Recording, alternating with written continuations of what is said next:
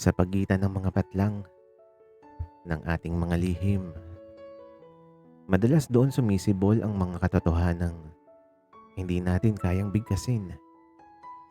May mga pag-ibig na nagmumula sa isang pikit matang paghahangad, ngunit lumalalim sa bawat tibok ng pusong natutong magmahal ng tapat.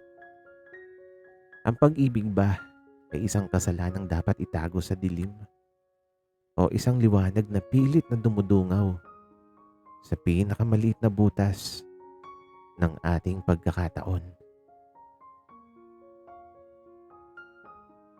Ako si Boyet, 22 taong gulang. Simple lang yung buhay ko sa probinsya. Araw-araw na pagtulong sa sari-sari store ng pamilya at pag-aayos ng mga gamit sa bahay. Pero nagbago ang ikot ng mundo ko noong lumipat sa bahay namin si Tito Berto. Hindi ko siya tunay na tito. Malapit siyang kaibigan ng pamilya na itinuring na ring kapatid ng aking ina. Kaya tito na rin yung tawag ko sa kanya. Si Tito Berto ay 33 anyos. Matangkad, may kayumangging balat, at may mga matang tila laging may ngiti kapag tumitingin sa akin. Isa siyang civil engineer na pansamantalang nakitira sa amin habang hawak ang isang malaking proyekto sa bayan namin. Noong una, wala namang mali siya. Kaso, ang kwarto niya ay katabi lang ng silid ko. Luma na ang bahay namin at gawa sa kahoy ang pader na naghihiwalay sa amin. Sa gitna ng lumang pader na yon, may isang maliit na butas na dating pinagpakuan ng estante. Isang gabi habang tahimik ang buong bahay, narinig kong may inaayos si Tito Berto sa kwarto niya. Dahil sa matinding ingay at koonting curiosity, hindi ko napigilan ang sarili ko. Dumikit ako sa pader. At doon, sinilip ko sa butas si Tito Berto. Nakatayo siya sa harap ng salamin, hubad ang pangitaas at nagpapatayo ng buhok gamit ang tuwalya. Ang mga patak ng tubig sa kanyang balikat, ang mabagal niyang paghinga, at ang seryoso niyang muka. Parang nagkaroon ng sariling buhay ang puso ko at naguunahan sa pagtibok. Hindi yon gawa ng pagnanasa lang. May ibang kurot sa dibdib ko na noon ko lang naramdaman.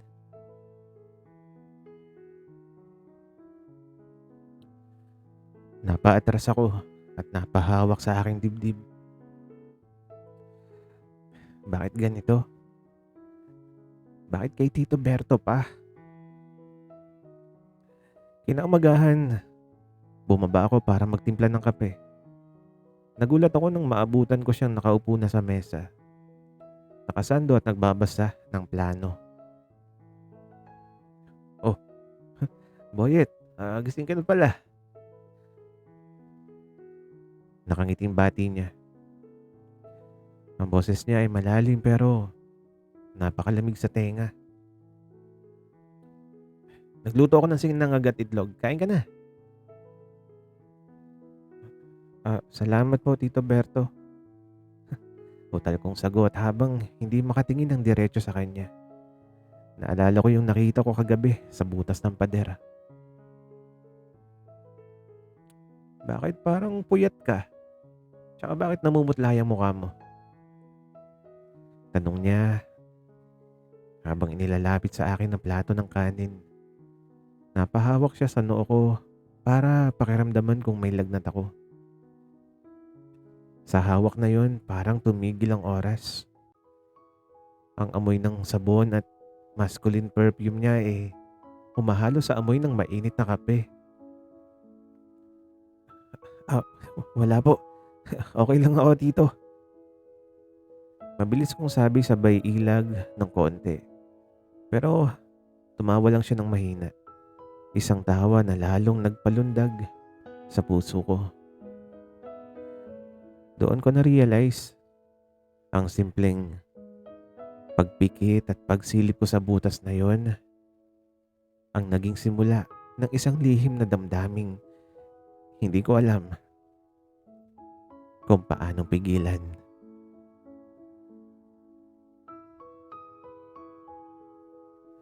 Mula nung gabing yun, para akong nakatira sa loob ng isang lihim na mundo.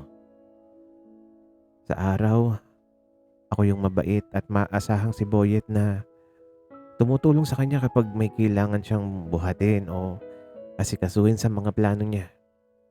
Sa gabi naman, kapag patay na ang mga ilaw, hindi ko mapigilang mapadikit sa pader at sumilip sa maliit na butas.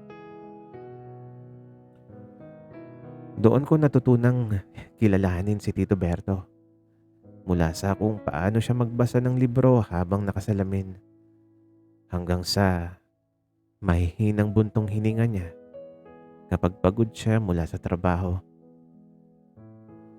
Pero mas mahirap palang magtago ng damdamin kapag katabi mo lang ang taong dahilan ng pagwawala ng puso mo. Isang hapon, biglang bumuhos ang napakalakas na bagyo. Mabilis na dumilim ang kalangitan at naputol ang kuryente sa buong bayan. Boyet, tulungan mo ako rito sa bintana. Pumapasok yung tubig. Sigaw ni Tito Berto mula sa kwarto niya. Patakbo akong pumasok sa silid niya dahil sa lakas ng hangin, pilit na binubukas ng bagyo ang lumang bintanang kahoy. Sabay naming hinawakan ng hawakan ng bintana para itulak ito pabalik. Nailapat namin ang bintana at mabilis niya itong tinalian ng lubid. Pareho kaming basang-basa ng ulan at hinihingal. Sa gitna ng kadiliman na tanging kidlat lang ang nagbibigay ng liwanag, nagkatinginan kaming dalawa. Akmang hahakbang ako pabalik nang madulas ako sa sahig na may tubig ng ulan. Mag-ingat ka. Mabilis na sabi ni Tito Berto at sinalo niya ako sa aking bewang. Napahawak ako sa magkabila niyang balikat. Sobrang lapit ng mukha namin sa isa't isa. Rinig na rinig yung mabilis niyang paghinga at naramdaman ko yung init ng katawan niya sa gitna ng malamig na hangin ng bagyo.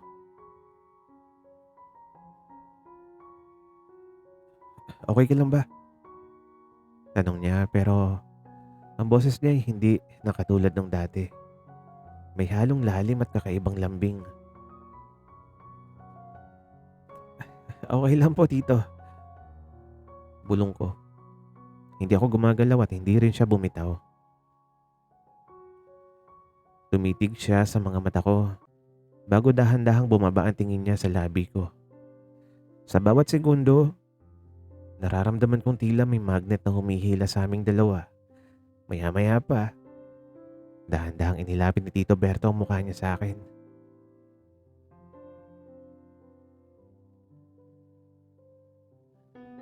Dahan-dahan niyang nilapit ang mukha niya. Sa gitna ng kulog at kidlat, naramdaman ko yung dampi ng kanyang labi sa akin.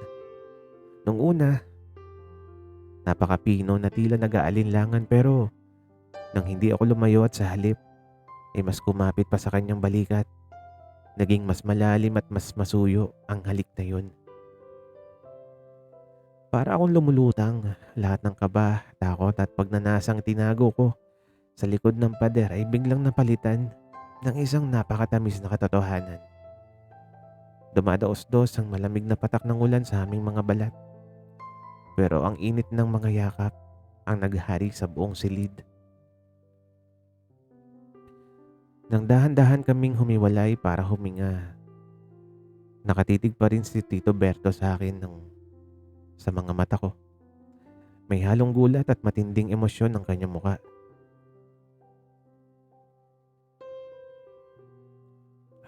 Boyet, patawarin mo ako. Hindi ko napigilan yung sarili ko. Bulong niya. Ang boses niya medyo paos.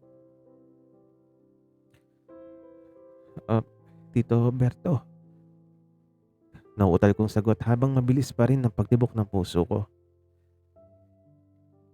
"Matagal ko nang gustong sabihin sa'yo 'to, eh."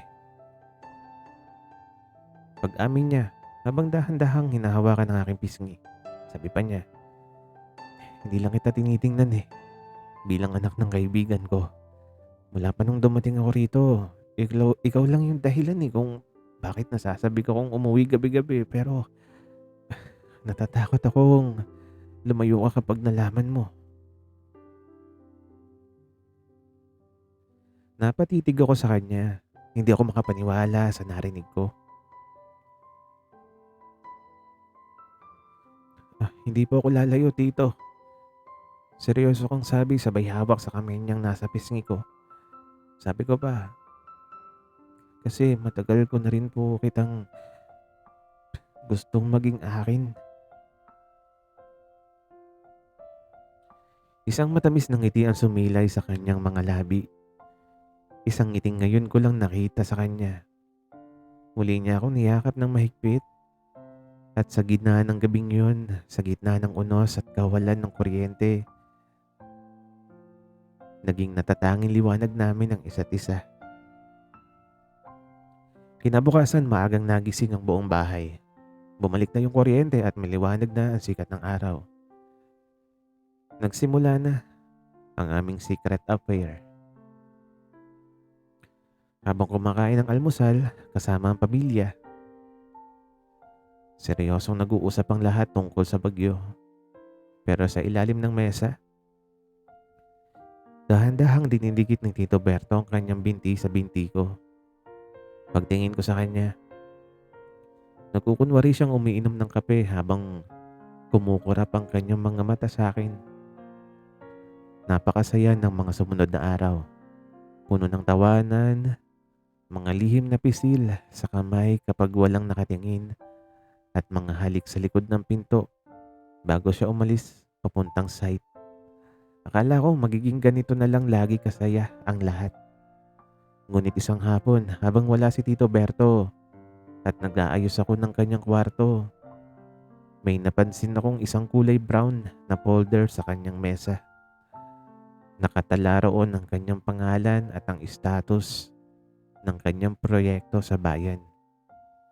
Kasama ang isang opisyal na sulat mula sa kanyang kumpanya na nakatakdang ilipat siya sa ibang lalawigan sa susunod na buwan.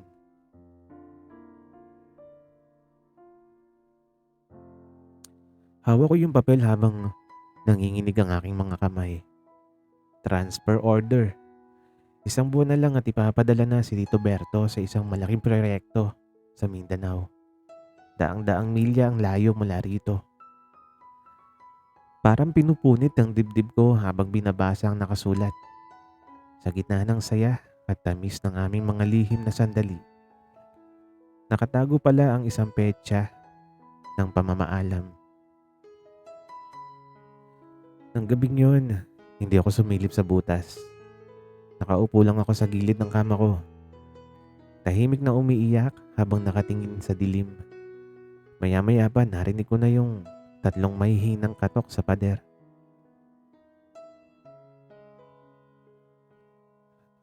Boyet, gising ka pa ba?"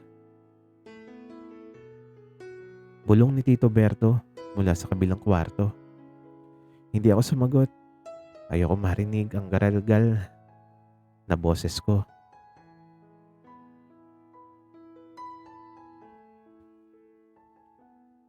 Narinig ko ang pagbukas ng pinto ng kwarto ko. Pumasok siya at dahan-dahang umupo sa tabi ko sa kama. Nang makita niyang basa ng luha ang pisngi ko, mabilis na napalitan ng pag-aalala ang kanyang muka.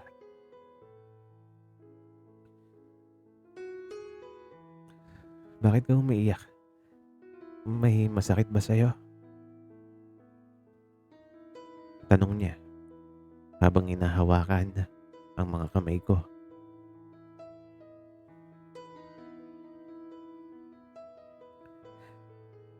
"Aalis ka pala? Bakit? Hindi mo sinabi sa akin, Tito. Hanggang kailan mo balak na itago na iiwan mo rin pala ako? Sabi ko ng mahina ngunit may halong pait. Natahimik si Tito Berto. Dahan-dahan niyang binaba ang kanyang ulo at bumuntong hininga ng malalim.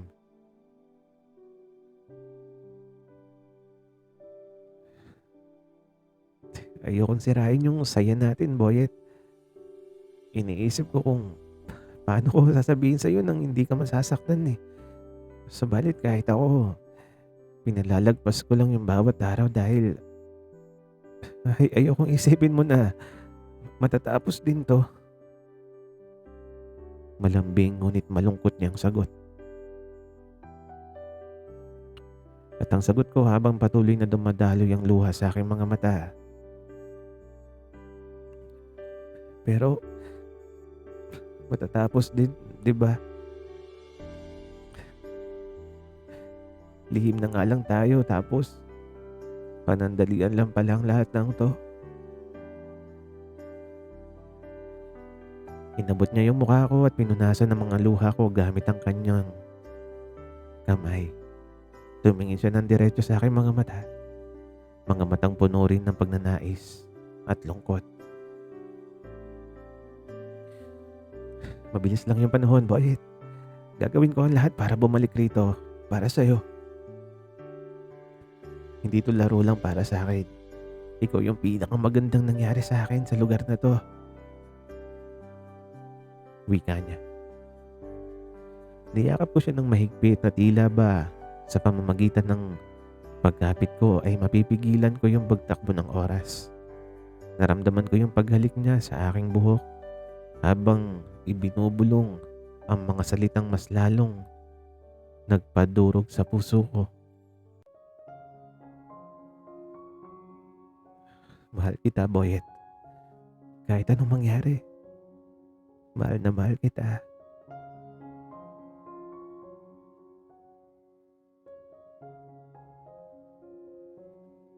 Mabilis na lumipis ang mga linggo na parang pasirko-sirkong hangin na ayaw magpahatid ng humpay. Bawat natitirang araw kasama si Tito Berto ay naging pahiwatig ng saya at kirot. Para kaming dalawang taong naguunahan sa oras. Bawat halik, bawat yakap, at bawat lihim na titig ay ginagawa naming parang iyon na yung huling pagkakataon. Sa mga huling araw niya, minabuti naming lumabas at mamasyal sa dalampasigan sa kabilang bayan kung saan walang nakakakilala sa amin. Boyet, tingnan mo oh.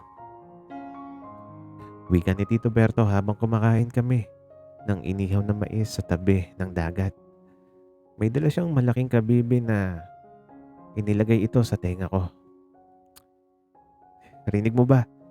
Sabi niyan kahit gaano kalayo ang ilayo ng alon, babalik at babalik pa rin ito sa dalampasigan. Wika niya. Natawa ako sa kababawan niya pero kasabay noon ng pangingilid ng luha sa aking mga mata. Nako dito, saan ka kumukuha ng ganyang kadaming corny na banat?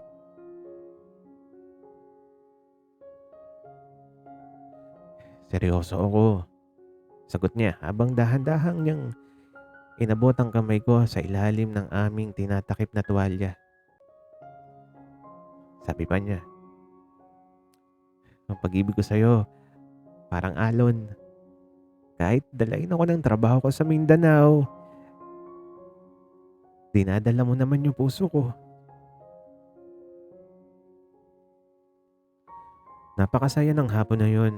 Puno ng tawanan, asaran, at mga simpleng kulitan na hinding-hindi ko makakalimutan. Pero gaano man natin gustong patigilin ang mundo, tuloy-tuloy pa rin ang pag-ikot nito.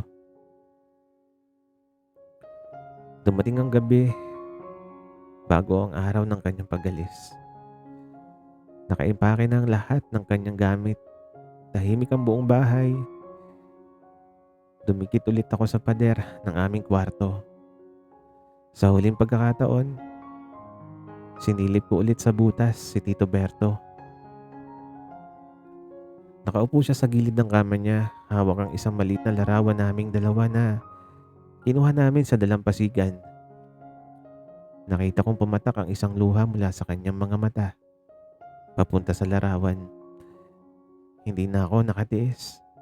Mabilis kong binuksan yung pinto ng kwarto niya at patakbong niyakap siya mula sa likod. "Huwag ka nang umalis, Tito. Pakiusap."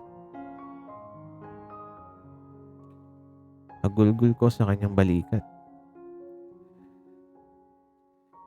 Pinalipat niya ako sa kanyang harapan at niyakap ako ng mahigpit. Mahigpit na kaya niyang ibigay. "Kailangan, Boyet. Para sa kinabukasan natin. Pangako ko sa'yo. Mag-iipon ako. Babalik ako para sa'yo. Hihintayin mo ba ako?" Wika niya.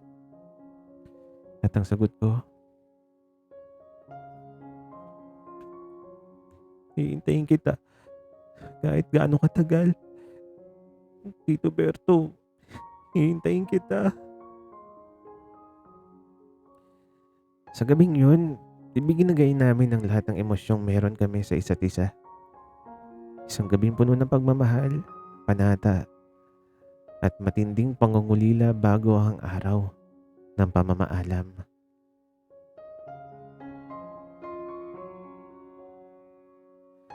Lumipas ang 5 taon.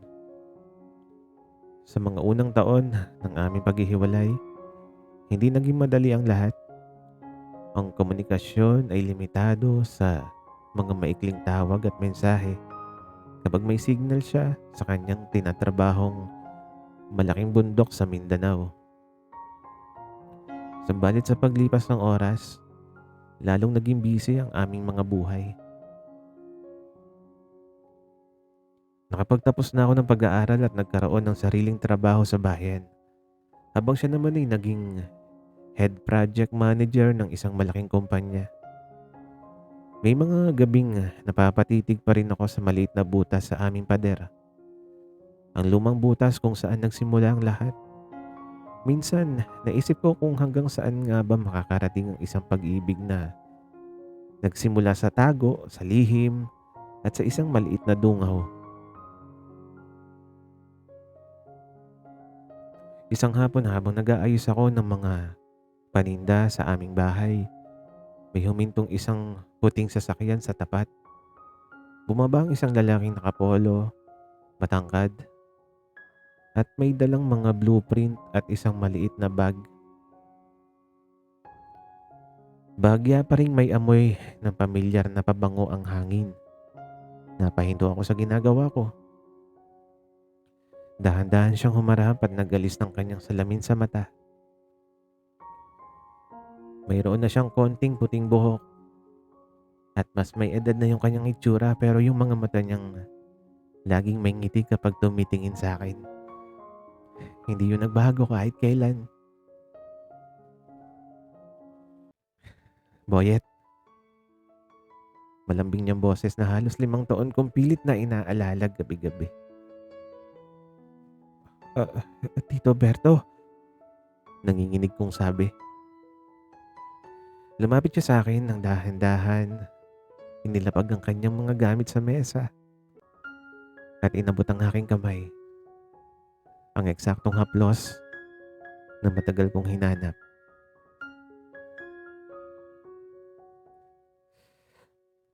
Nagtayo na ako ng sarili kong kumpanya rito sa bayan natin. Nakangiti niyang sabi habang nangingilid ang luha sa kanyang mga mata. "Sabi ko sa iyo, babalik ako. Dito na ako magtatrabaho. At dito na ako titira kasama ka. Hindi na tayo magtatago."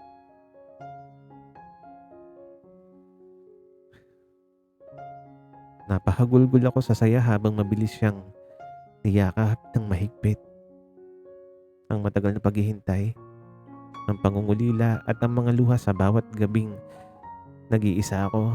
Lahat iyon napawi sa isang iglap ng kanyang mga yakap.